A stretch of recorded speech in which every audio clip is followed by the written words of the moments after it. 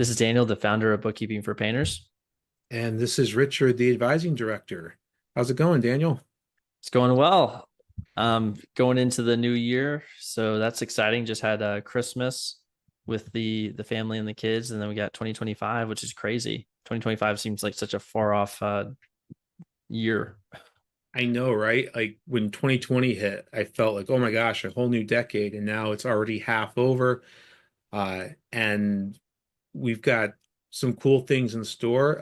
We've seen a lot of political changes in this year, and I thought maybe we could talk about some of the key changes in tax policies that we are anticipating for 2025 and onward.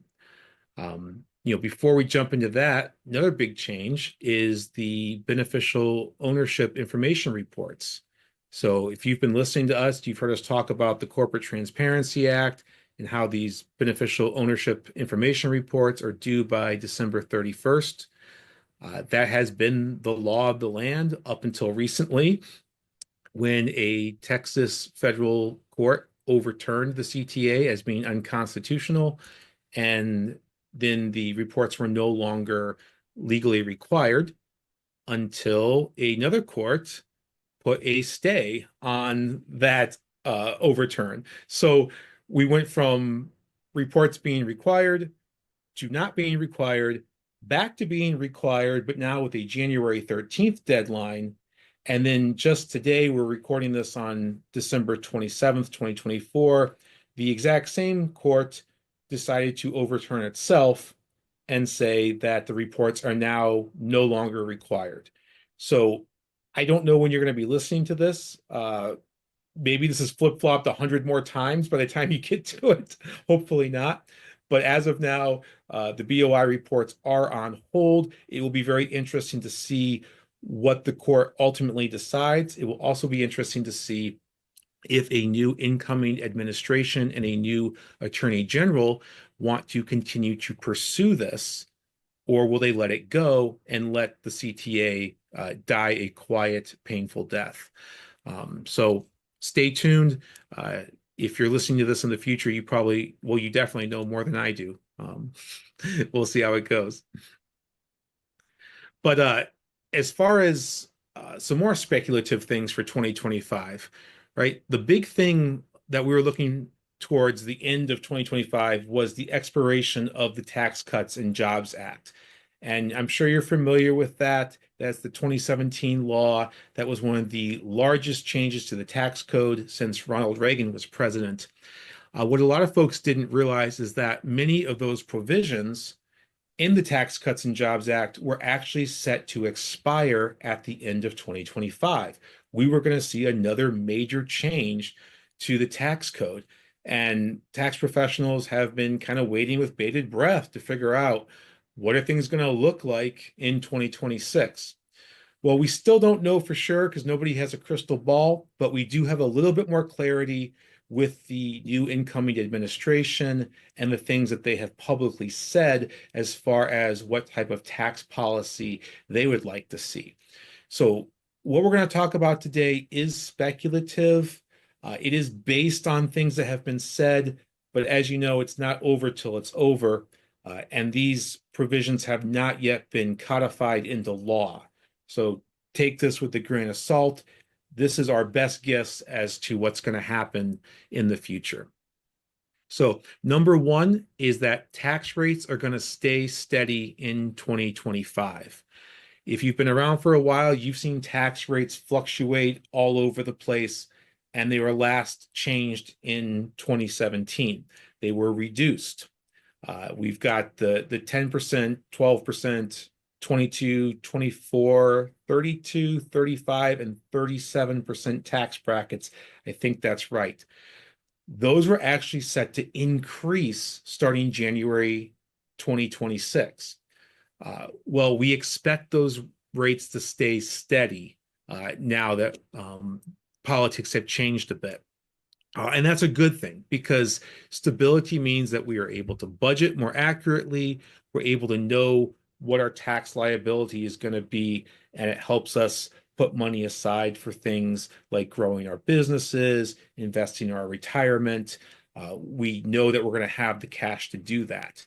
So keeping those tax rates somewhat modest. I mean, everyone would like to see them a little bit lower, uh, but they are better than they have been in previous years.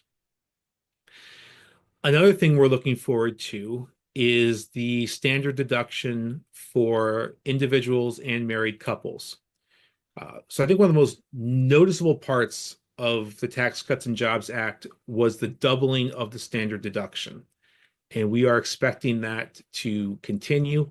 In fact, we are looking at right now, the standard deduction is about 29,200 for a married couple, 14,600 for single, and we're expecting it to increase in 2025 as that gets adjusted for inflation. Of course, that's important because larger your standard deduction is, the less you have to pay in taxes. Um, Now, if you're itemizing, you might have a little bit different opinion on that, but generally speaking, a larger standard deduction does improve things for more people, kind of the idea of like a rising tide floats all ships. Speaking of this itemizing, one of the more difficult parts, one of the more uglier parts of Tax Cuts and Jobs Act was the $10,000 limit on the state and local tax deduction. So this is often referred to as the SALT deduction, state and local tax. And what that meant is no matter how much you paid in property taxes or state income tax, the most you could itemize was $10,000. And that actually pushed a lot of people into using the standard deduction. Me myself, I used to itemize because I had a lot of mortgage interest and I live in a higher tax state. I live in Illinois, so one of the higher state income taxes. But after that cap and the doubling of the standard deduction, I found myself just using the standard. It does make your tax reporting a little bit easier because you don't have to fill out an extra schedule. But if you are paying a lot of state and local taxes, you're probably missing out because of that cap. So we are hoping that that cap will be removed. And then, if you are in a fellow high tax state like New York, California, New Jersey, you know it if you're there. You might be able to see a little bit more of a deduction moving forward. For small businesses, we've got some great provisions. And this is the return of 100% bonus depreciation. This is one of my favorite provisions of the Tax Cuts and Jobs Act. It allows for the immediate full write-offs for eligible equipment and property purchases. That means if you buy computers, vehicles, machinery, office equipment, you don't have to wait 5 or 7 years to fully deduct those costs. You can choose to use bonus depreciation and write the entire thing off in year one. So a huge tax savings for mostly small businesses who are purchasing these types of things. We enjoyed 100% bonus depreciation for several years, but starting in 2023, we saw it reduced from 100% down to 80%. 2024, we're down to 60%. 2025, we're supposed to go to 40%, but we'll see. Maybe we'll get back up to 100. This is also a very important provision for people who are real estate investors and who qualify as real estate professionals. When you are doing cost segregation studies on your real estate, being able to use bonus depreciation and writing off a good portion of that property you just purchased is huge to maximizing cash flow.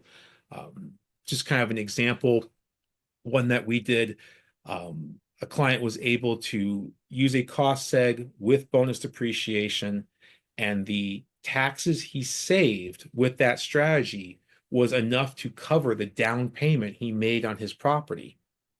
And now he's going to be able to rent that property for enough to cover his mortgage payments. So the down payment was covered, mortgage payments and expenses are covered, in 30 years, he's going to have a fully paid off asset that's going to be worth probably around $2 million. And he will have not put out any of his own money to obtain that. So that's an ideal situation. It doesn't always work out that way, but just really cool strategy that I like to brag about. So thank you for listening to that. Um, all right, another business benefit is going to be the continuation of the qualified business income deduction, or the QBI deduction, or if you're an accountant, it's the Section 199A. This is a direct write-off of up to 20% of your self-employment or small business income. This is a huge boon to people who have businesses. This applies to sole proprietors, partners in an LLC, S Corp shareholders, and it is a very substantial tax savings. That was supposed to go away in 2026. So we're really happy to see that that might be sticking around. We certainly hope so. Now, there's a couple of new things that have been floated out here. Just by personal opinion, I'm a little bit more skeptical of these, but if we get them, that would be awesome. We have heard about exemptions for Social Security income, tips, and overtime. This is the no tax on tips that we've probably heard some of the politicians talking about. It would allow folks who have Social Security income or tip income or overtime income to completely avoid having to pay income tax on that. Again, I'm a little skeptical about this because I think this is a bit of a heavier lift than some of the politicians are admitting to. But if we get it, it would certainly benefit some of our hardest working folks. And then finally, we've talked about we've heard talked about the increased deduction for startup costs. This really only applies when you're first starting your business. Before you have revenue, you have startup costs, maybe legal fees, accounting costs, purchasing assets. These things have to be amortized and expensed over the first 15 years. The exception to that is you can write off $5,000. And this talk has been of increasing that to $50,000. So if that happens, most small businesses won't have to worry about amortizing startup costs. They'll be able to expense those things immediately. That would certainly help lower the upfront costs for people who are trying to get off the ground. So those are the items that we have for 2025. Again, this is speculative. We don't know what it's going to be until it actually happens, but certainly some light at the end of the tunnel for small business owners. If you are a small business owner, now is a great time to kind of look at your budget, try to understand how these provisions would affect your bottom line, talk to your tax planner, make sure that you're ready for 2025, 2026 to take full advantage of these provisions. If you are looking forward to a particular tax saving strategy or provision, let us know. You can go to our Facebook group. It's Grow Your Painting Business on Facebook. Let us know in the comments what you're looking forward to or what you might like to see. And we would love to get your opinions. But until next time, appreciate you listening and hope you have a great rest of your 2024.